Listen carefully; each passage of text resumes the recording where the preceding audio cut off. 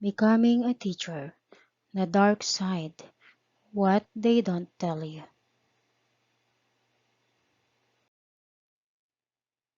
So, you want to be a teacher? Gusto mong maging isang guro, isang dakilang guro sa Pilipinas, maaring sa pribadong paaralan o sa pampublikong paaralan. Ang videong ito ay ginawa para magkaroon ng idea ang mga ngayon pa lamang papasok sa larangang ito ng edukasyon. Upang habang maaga ay iyong malaman ano ang dapat mong asahan sa mga unang taon ng iyong pagiging guro. Maaring ito ay mangyari o maranasan mo sa pribado o sa pampublikong paaralan.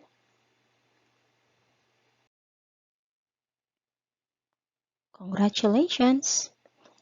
You passed your licensure examination for teachers. Now you are ready to become a full-fledged teacher. First, let's talk about a teacher's one salary in a public school. As of this year, 2022, if you are a new teacher, the basic salary ranges from 20,000 pesos plus. So depending on the tranche that you are going to be in, that will be your monthly salary. But don't expect to get that in full because like any other jobs, there will be a lot of deductions ranging from 1,500 pesos for your GSIS contribution, pag-ibig, and so on.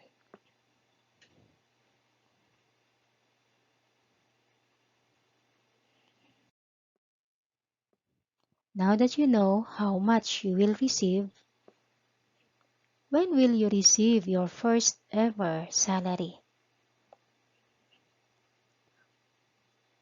Well, you will usually receive your first salary in a public school depending on the processes that your payroll department will go through. On my case, I received my first salary.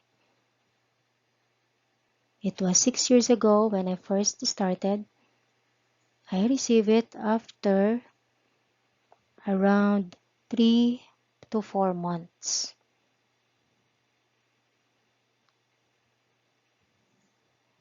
Never expect to receive it within 1 month. So you should be prepared financially.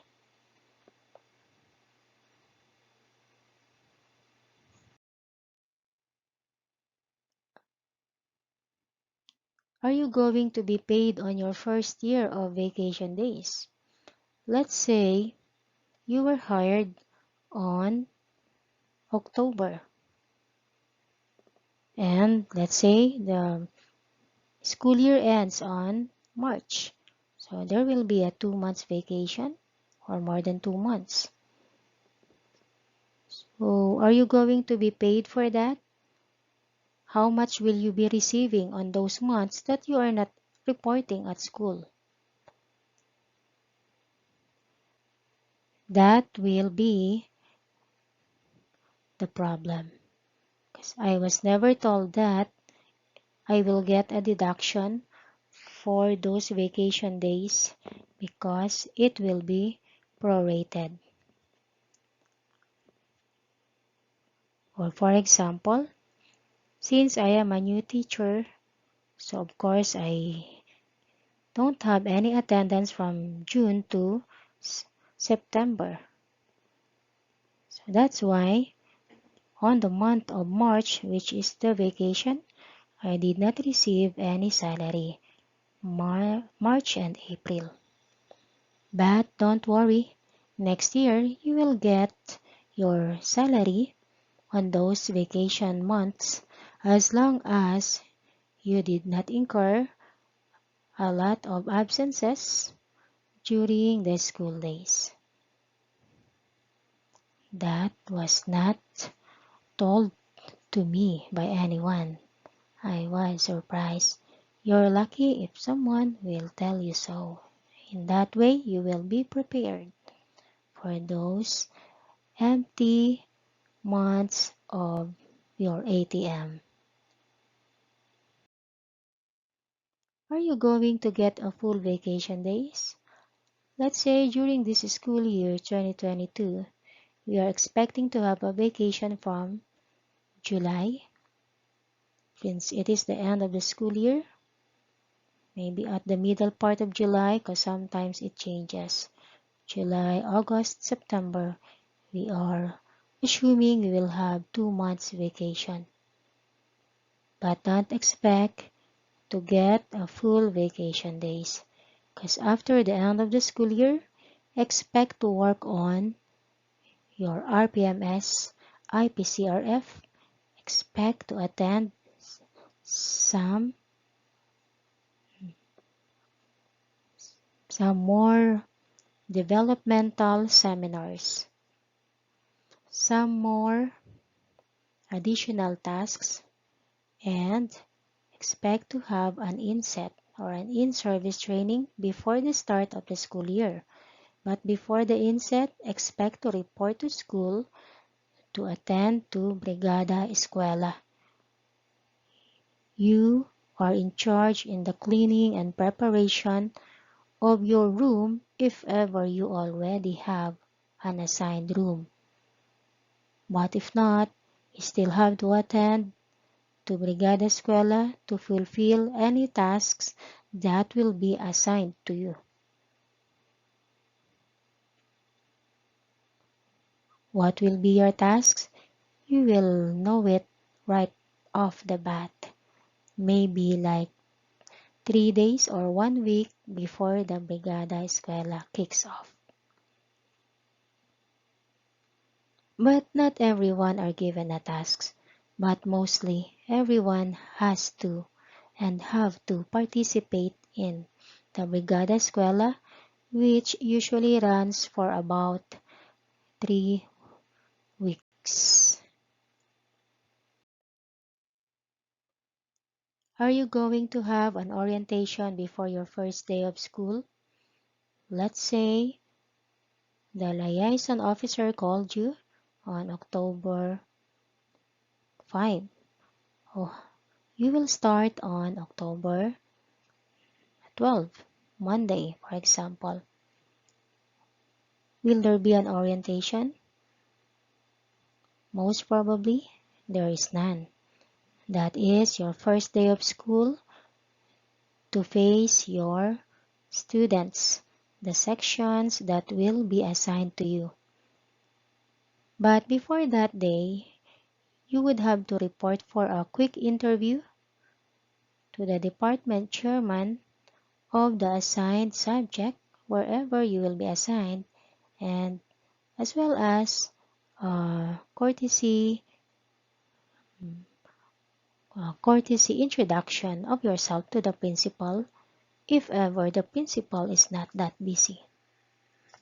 But most probably it is the department chairman who will attend to you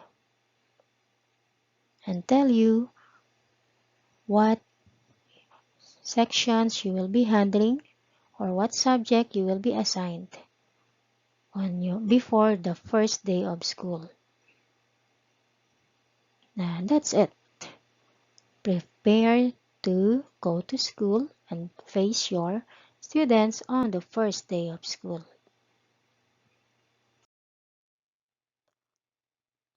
Are you going to be introduced nicely to your co-teachers? Well, since the next time that you will go back to school is to first be able to talk to the department chairman, that's it.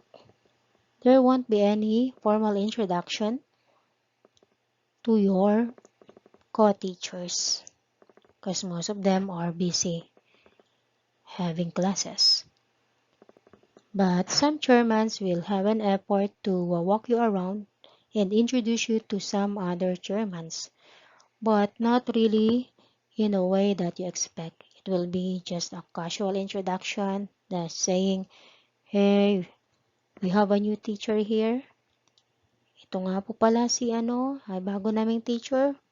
Baka mapagkamalan yung tendera. They will make a joke like that.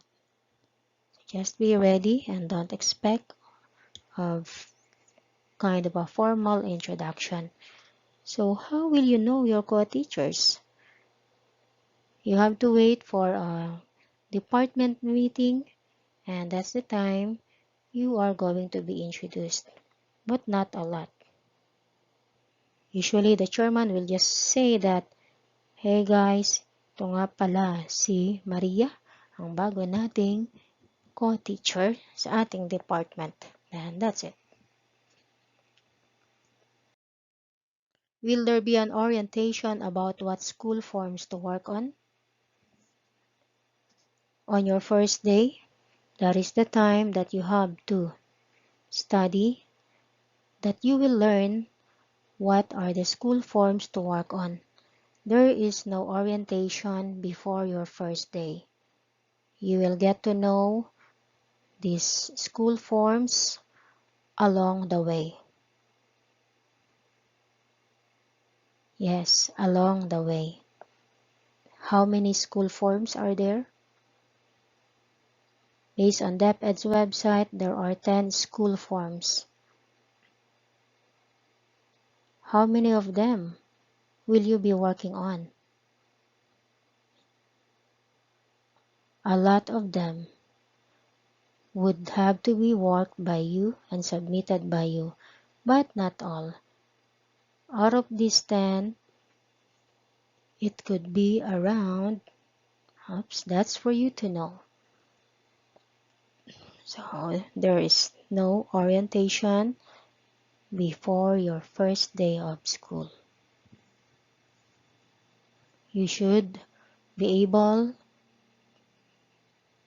to know how to use Excel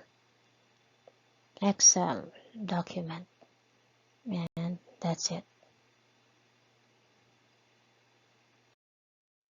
Will someone tell you what school programs are currently running? If what would be your role in it? Definitely, no one will tell you so. You will be surprised that there are a lot of programs that you will be called to attend to a meeting of this program or a contest, or you have to stop whatever you are doing because we have to send some students to participate in a program. It's like you will be asking, what is that? So just go with the flow. If they tell you to attend a meeting about a program, just listen. If they tell you to send a student to participate in that program, yes, you may listen. Just send those students. So on your first week, you should be familiar with your students already so that you know who to send to some competitions for these programs. What are these programs? Most subjects, actually almost all subjects has a program, and I'm talking about junior high school. There are 8 subjects, and usually all 8 of them has their own programs running for their department, and you would have to participate in all of it or prepare your students to participate in it. How do you do that? By knowing your students, the students that you handle well. So you are prepared who to send to in these programs. That would be your only role if you are new in that school, to send participants. Are you going to have a room to stay in during your break? Well, you are lucky enough if on the first day of school you will be given a particular room to stay at. But most probably there is no faculty room. And where are you going to stay during your break? Because sometimes it feels awkward to stay in the same room if a teacher is actively teaching during your break. The best room to stay is at the canteen area. Just take your break there and relax. If you are not given a room to stay, it would be best to ask someone to adopt you in their room.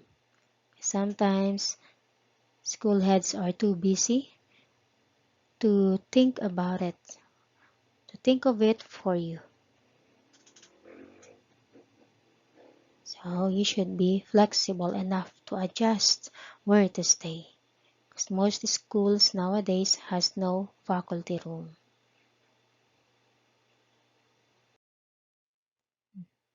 How many hours are you going to teach? Well, according to the latest memo, a teacher should at least teach for 6 hours. 2 hours is for you to work on school forms, and 1 hour, the other one is for you to have at least a break. But don't worry, because usually this number of teaching hours is reduced. In what way? Let's say you have to attend a class at 9 a.m. to 9:50 a.m., but you are called to attend a meeting. So you have to leave your class and give them something to work on while you are on meeting. What else? Most teachers say that they are not able to teach anymore as a teacher because there are a lot of school forms to submit. So how do school forms affect your teaching hours? It affects it this way. For example, you have to submit a report tomorrow. Then, instead of standing there to teach, your mind is busy thinking of the school form that you have to submit tomorrow. That prevents you from teaching. In some cases, you will just ask your students to copy something on the board. So it's not teaching, right? Teaching hours is just technical, but in reality, those are some of the factors that stop teachers from fulfilling the complete teaching hours. And not to mention the school activities or programs that you also have to attend to, like meeting, attending to visitors, attending to anything that you are called on that has to be done right away.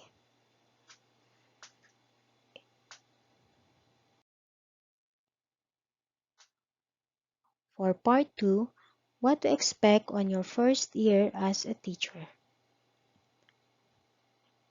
You may send an email on the email provided on the comment box for any questions as a teacher. We will read your questions and try to answer them next on our next video. Feel free to subscribe and be notified.